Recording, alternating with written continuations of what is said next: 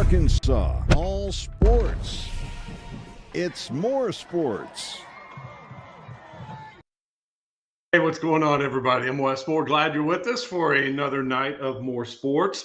Coming up on the show tonight, we're going to hear from Thomas Thrash. He and I will break down week 2 of the high school football playoffs, take a look at the Hootens.com games of the week in every classification, and make our picks for week 2 of the playoffs. Also, we're going to talk about the Razorback coaching search and try to wade through all the information, disinformation, try to wade through the smoky cloud that's out there right now. Let me bring in Kevin Bohannon, our first guest. Big thanks to Gwatney Buick GMC for sponsoring our guest. Kevin, what's going on? How are you? Man, if I was any better, I couldn't believe myself. Are you is your head spinning like mine? It is, and I just wonder what I'm going to go to sleep to every night and what I'm going to wake up to the next day. The fact that artificial intelligence is out there and there's Newsweek articles that say, okay, former SEC coach is new favorite at SEC school. Okay, so they'll get people to click on it. Then they'll do, okay, well, like call sheet. It's like you can put bets on who the favorite may be. So bettors are making a market for who the next Arkansas head coach will be.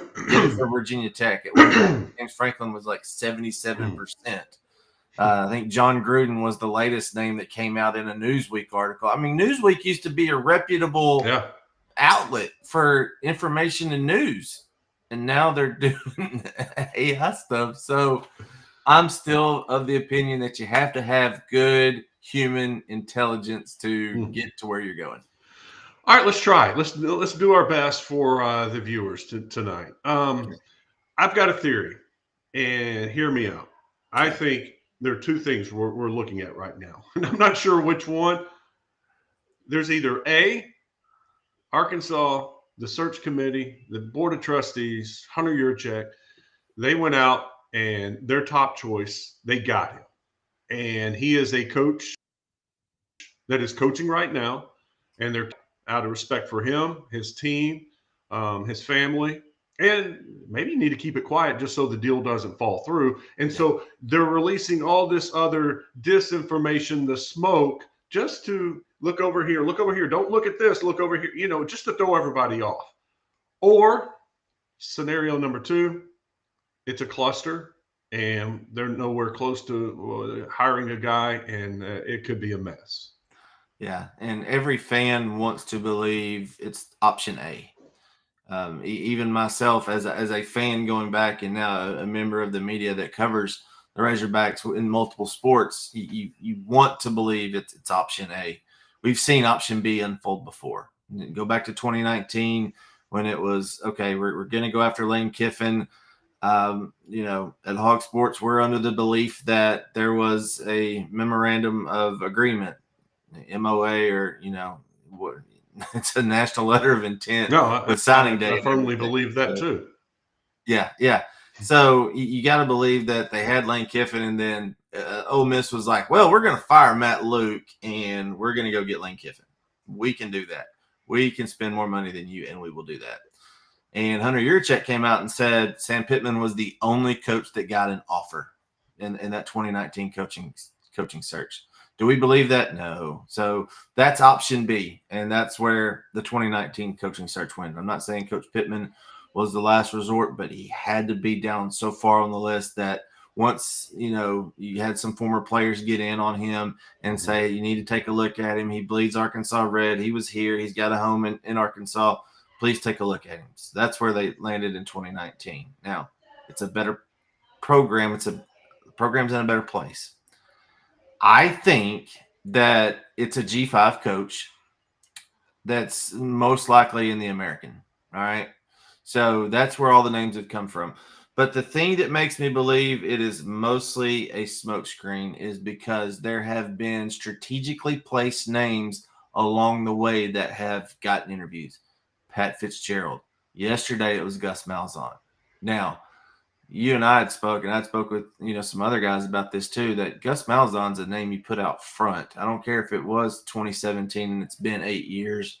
Gus Malzahn's one of those names that would come out in the front of everything if he was actually a true candidate at the top of the list for the University of Arkansas, not we're going down the list and we're going to give Gus a chance because he's an Arkansas guy and he was a former coordinator and he's looking for another head coaching job. I just don't believe that, Wes. I find it in myself. So where do you look? You look at Eric Morris, you look at Ryan Silverfield, and option C of the top three, I really don't know. That's the wild card with me, which it could be their guy. We got some information this morning, conflicting information, which I thought was funny. I got a text first thing in the morning, and it was like the word in Texas with all the coaches down here, it is Jeff Traylor. I was like, okay. That threw me a little curveball. You got a different text from the Texas scene. Yeah, and it was later last night, and I'm thinking that it starts coming in, and it's Eric Morris, and then I started thinking, all right, so North Texas is here, UTSA is here, all right, so the North and East Texas crowd is hearing it's one thing, it's Eric Morris, the offensive guru, innovator, the quarterback whisperer that worked under Cliff Kingsbury and Mike Leach. That's all about getting a smart quarterback. Doesn't matter the stars, and they can go out and read defense and light it up with the air raid offense. Or it's Jeff Traylor, who's the other end of the spectrum, offensive minded, but running back coach, does the most with the least amount that he's got, has a terrible NIL situation. So which one are you to believe? That's the thing. So I know you, myself, Trey Biddy, Danny West is all about getting factual information out to the listeners and not misinformation. So when we hear stuff, we run it down. That's our job as the media, is to run it down to see if there's factual information. There was conversations between Arkansas and James Franklin. That absolutely happened. That was 100% confirmed. Now, Arkansas and James Franklin decided to go different directions. Obviously, Franklin ended up at Virginia Tech. Was that a him decision or University of Arkansas decision? Don't know. I'm going to believe option A because of the disinformation that we're receiving right now. And I think it's on purpose. I know, and I also received this and confirmed it, that there was and I'm not going to say his name because this guy's still coaching, and he may have to return to that school. He may not get another job. I'm not throwing him under the bus. It's absolutely old journalistic integrity.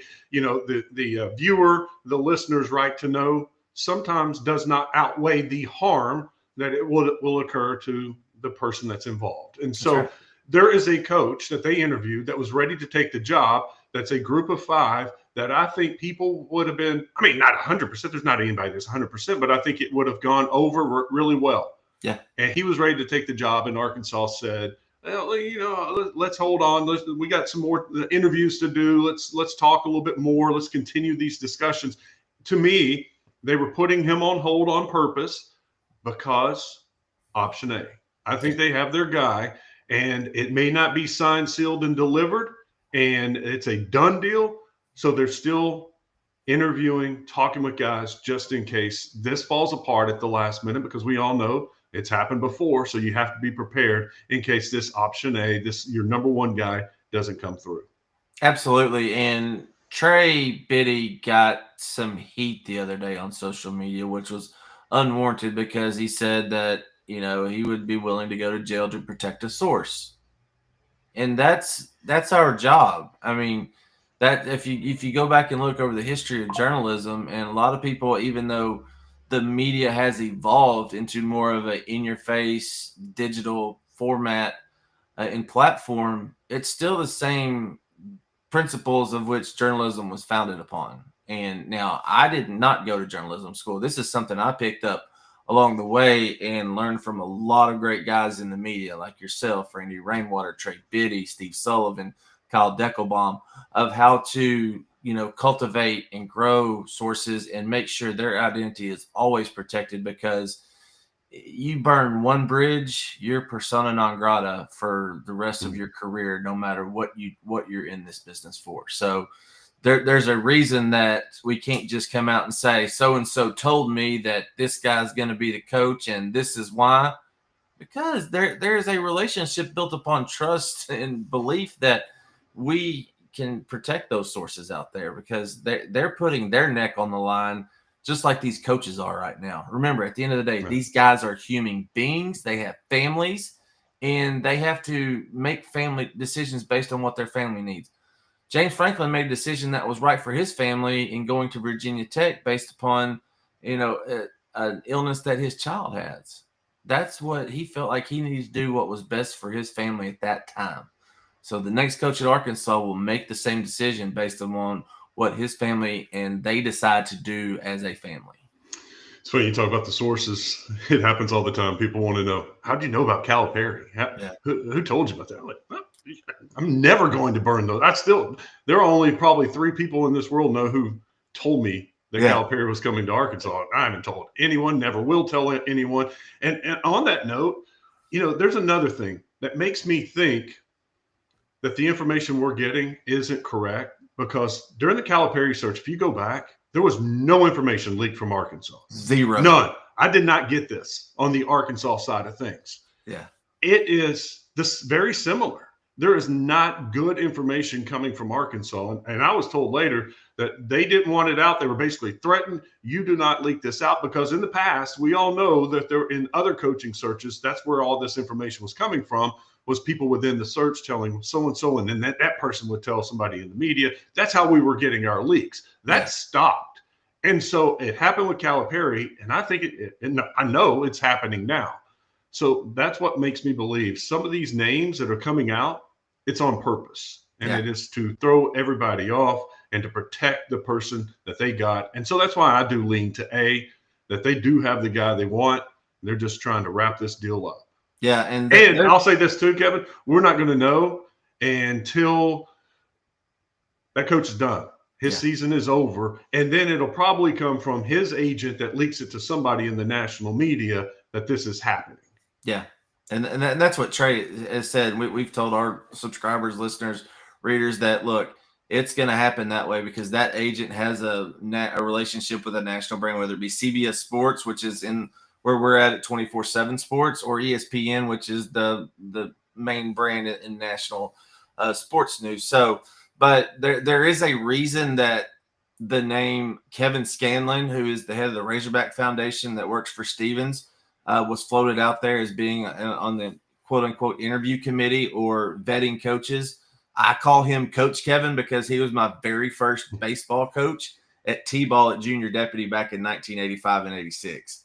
That's how far I go back with Coach Kevin. So, and knowing he was a Razorback quarterback at the time, I got to learn quite a bit, a little bit of history with that. So, I can't call Coach Kevin up and say, all right, give me who you got. That's just not going to happen. I mean, even though we go back 30, 40 years now, it's just some of those things. But you got guys that are at the top of the administration, organizational food chain that are in on this hire, that I believe that they will get it right, or otherwise you just have a dumpster fire in option B. But I'm still leaning towards option A with you, Wes. Okay, good. I'm glad we're on the same page. Now we just got to figure out who that option A is. And I got a couple of theories. But like I said, I'm not going to throw them out there. But I am convinced it is a good name, and fans are going to be very excited about this coach. Will it be 100% agreement? No.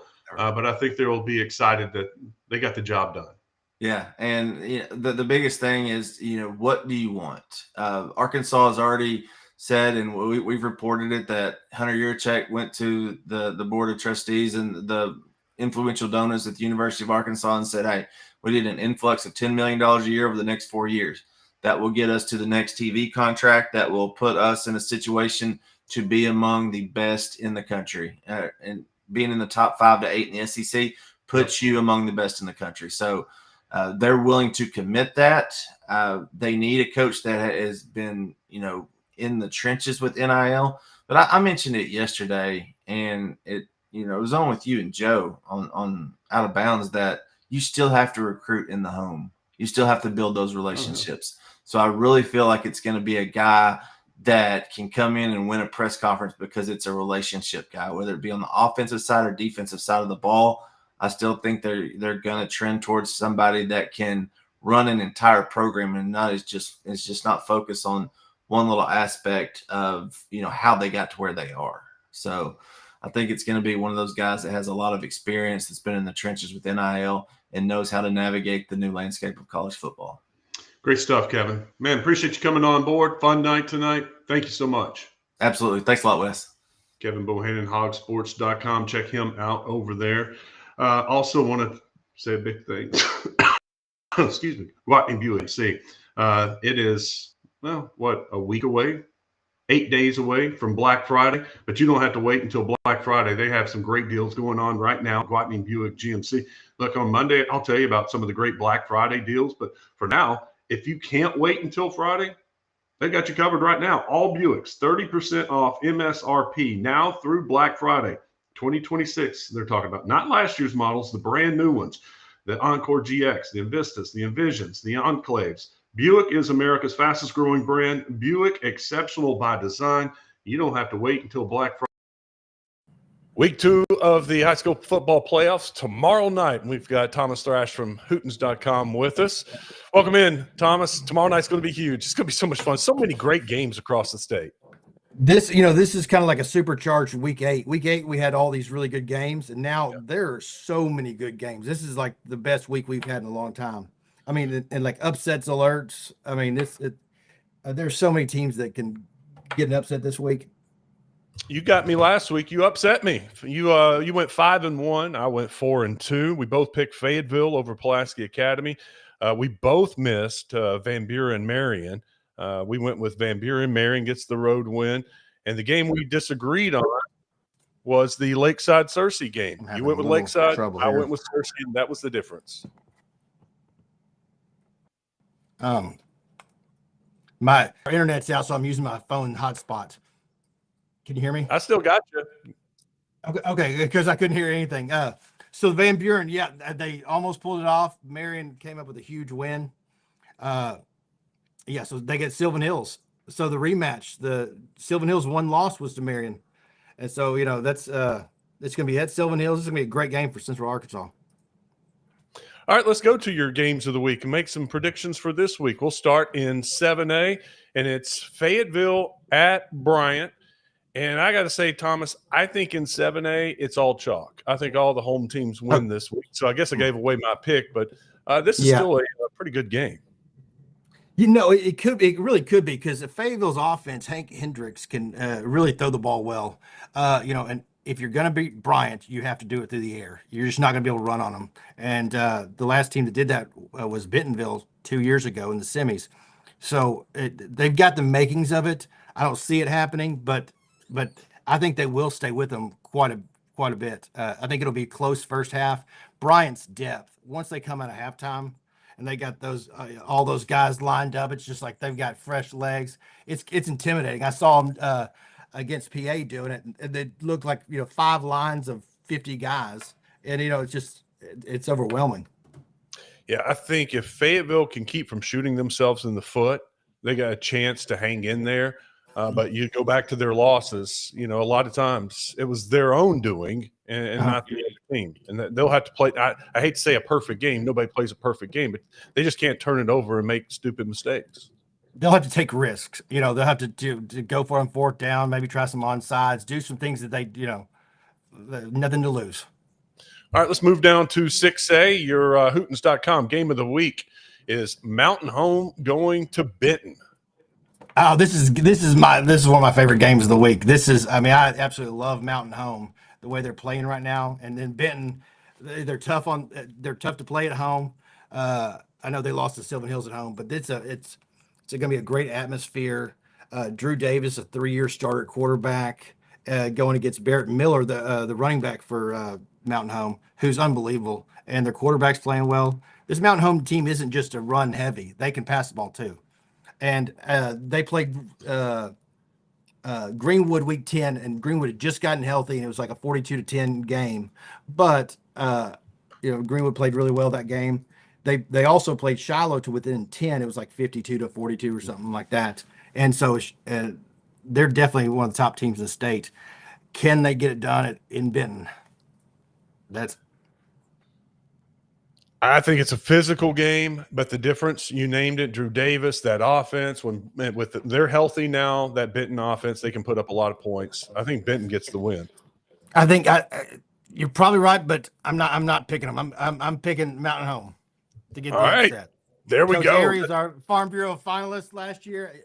I'm telling you, what he's done for that program is unbelievable. Our first upset pick of the week, and it comes from Thomas Thrash. All right, let's go down to 5A. Hootens.com, game of the week, Lakeside at Greenbrier. Whoa, I love this game. I will be watching this game. Yes, this will be a great one. Enoch Hassan is going to be a beast. Then you got Omen for Lakeside. They've got, both teams so well coached, disciplined, play physical football. Lakeside, is 4 points away from being a conference champion and a 1 seed. They lost to Parkview by 2 and Hot Springs by 2. This is a 1 versus 1 type of matchup. Yeah. These are, top teams in the state. You hate to see it round 2. I don't know what the solution is, but it's great for us. This is you don't get these kind of games for round 2. You definitely could see this in the semifinals, and you can make an argument this could be the 2 best teams in the state meeting in the finals, and they're meeting in the second round. Crazy. Yeah, and the other game in Central Arkansas, Robinson. It's not our game of the week, but it's Robinson Farmington. Yeah. Farmington. That's. I'm telling you, that could be an upset in the making too. Farmington's playing really well right now, and if Robinson doesn't come out swinging and firing on offense, it's not out of the realm of possibility. Farmington's quarterback and coach Tommy Tice, who's won 300 million games, he knows he's seen everything. You think he won't have those guys ready? Yeah, no, they'll be ready. Who's your pick though in the Lakeside Greenbrier game? Who you picking? Okay, I'm gonna go Greenbrier. I was too. I like Greenbrier. I was 50-50. I am. I'm switching it now. Yep. I'm switching it. I saw Lakeside play last week, and that's the only reason I'm not going to this game. I didn't want to see him twice in a row. So I do have faith in Lakeside. I do I'm too. a pick Lakeside. I agree with you. It's a 50-50 game, coin toss game. Who plays the best that night? Who makes the least amount of mistakes? I love the running game of Greenbrier and Enoch Hassan, but they have shown if you load up, try to stop him, they're very capable of throwing the ball too. Very capable. So I'll go with Greenbrier. Farmington did that. I was at the Farmington Greenbrier game, and they loaded the box, and then Greenbrier was able to bootleg off of it, and they passed the ball really well, which is scary. All right, 4A, the Hootens.com game of the week. It is Southside versus Elkins. I love this matchup. Uh-huh. We talked a little bit about it on the Buzz yesterday, and people talk. This is offense versus offense, but you look into it a little deeper. Both teams have a really good defense. Yes, both teams' defense, and two contrasting styles. Southside likes to run the ball, pull the guards. A little more passing for Elkins, but both teams can pass the ball. Coach Simpson, what he's done transformed Southside from when he got there the second time. He's doing an awesome job, and it's his son's senior year. His son Simpson is playing really well right now. I don't think they can pull the upset, but I think Elkins' offense is too much. All right, that's my upset of the week. I'm going with Southside. Yeah, we had Coach on the show yesterday. He was talking about all those seniors, what they've learned in these 3 years, the playoff runs. Look, they were right there against Arkadelphia last year and could have played Elkins in the finals.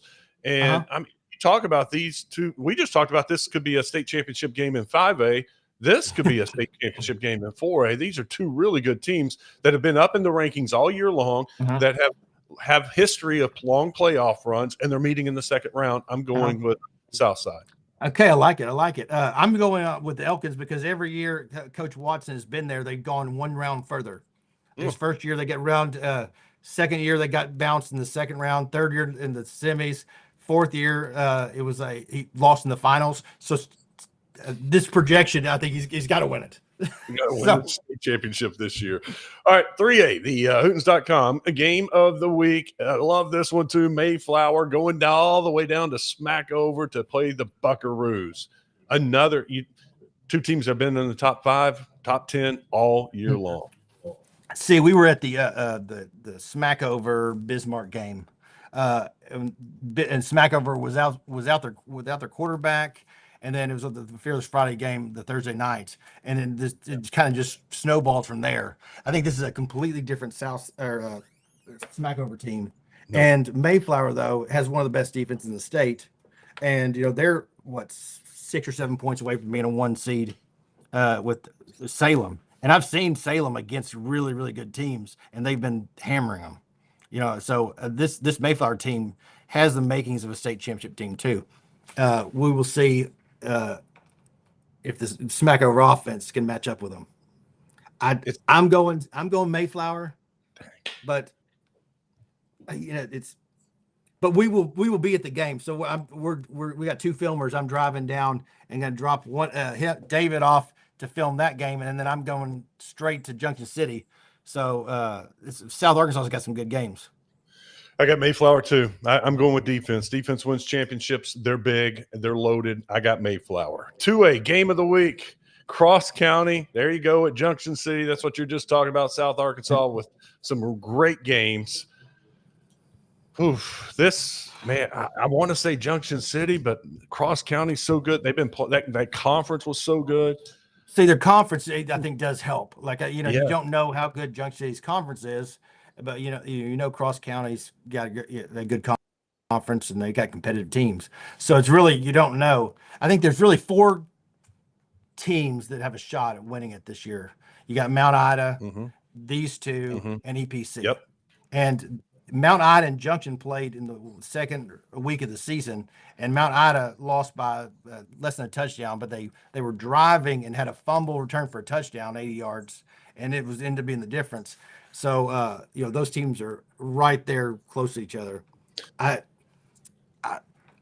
It's hard to say you go down and win at Junction. That's the problem.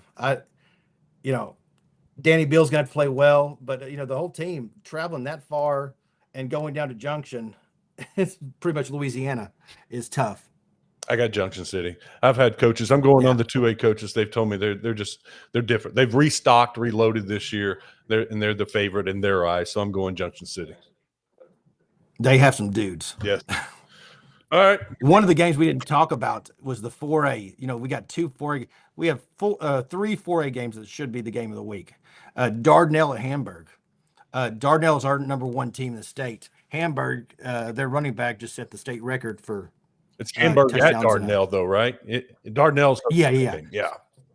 No, and if you look at Dardanelle's scores, Nikhil Lewis is tough to stop, and Thomas, their quarterback, when they need to pass the ball, he's able to move around and throw the ball really well. This is one I think that could really be an upset. Our number 1 team going down if they don't play well, because they haven't really been blowing teams out. Their margin of victory in half their games is 5. They had to come back from behind in Ozark. Yep. And then on the other side of the state, you got Warren Gosnell. Gosnell, so Gosnell got a bye. They beat Southside, came from behind to beat Southside. And they got some dudes. But they had a bye last week. Their week 10 game was against Jonesboro West Side, and they beat them 60-7. And then the week before that was their bye week because the Cave City dropped down to 8-man. So they have not played a competitive game in a month. I don't know how that could hurt. Prepare for that. Yep. It'd be great if you're injured to get healthy, but it does throw off your rhythm. I hate buys. Thomas got to go. And Warren's okay. You're right. All right. Awesome game. Hey, I appreciate it. Thank you, Thomas. We'll talk to you soon. Awesome. Friday night. Thomas Thrash, Hootens.com. Be sure to check them out tomorrow night, and be sure to check us out tomorrow night. It is going to be a great post-game show. We'll be back here on YouTube, Twitter, Facebook with all the coaches talking about their game. Join us tomorrow night for more sports. All Arkansas, all sports. It's more sports.